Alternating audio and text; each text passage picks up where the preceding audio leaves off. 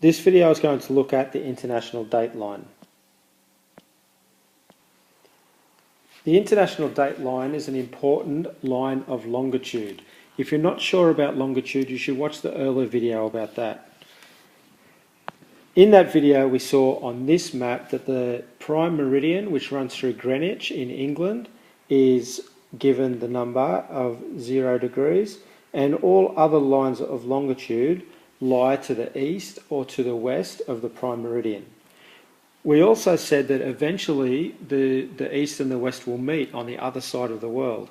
Just a reminder that this part of the globe here joins up with this part of the globe here. Remember, it's a globe, it's not a flat piece of paper. And so those two will meet on the exact opposite side of the world. The number of the longitude is going to be 180 degrees. This 180 degree line of longitude is the international date line. If we were to look at a map of the world from above, if the blue line was the prime meridian, then the purple line would be the international date line on the exact other side of the world. The Earth spins on its axis once every 24 hours, which means that some of the Earth is facing the sun and some of the Earth is facing away from the sun, and that's why we have day and night. If it was 12 noon in Greenwich on the international date line, on the other side of the world it would be exactly 12 midnight. And that would mean that on one side of that line it would be 11:59, and on the other side of the line it would be 12:01. And so on either side of the line we might have some people with the time of 11 p.m. and some people on the other side of the line with the time of 1 a.m. on the next day. So people on either side of that line, when that line is at midnight, have different days, and that's why we call it the international date line.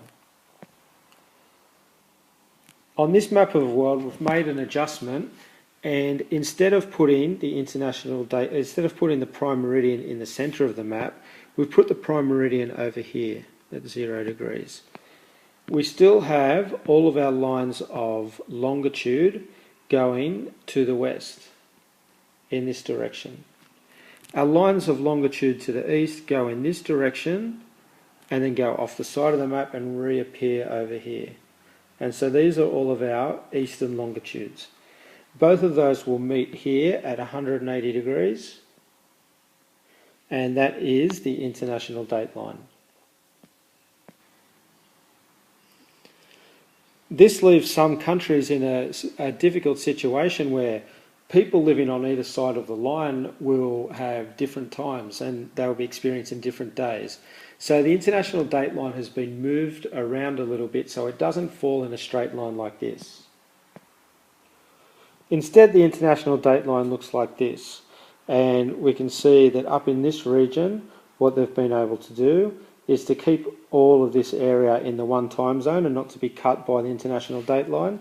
And there's lots of little groups of islands in the Pacific, and these little groups of islands would like to be operating on the same time zone, and so to accommodate that, the international date line has been moved around those islands.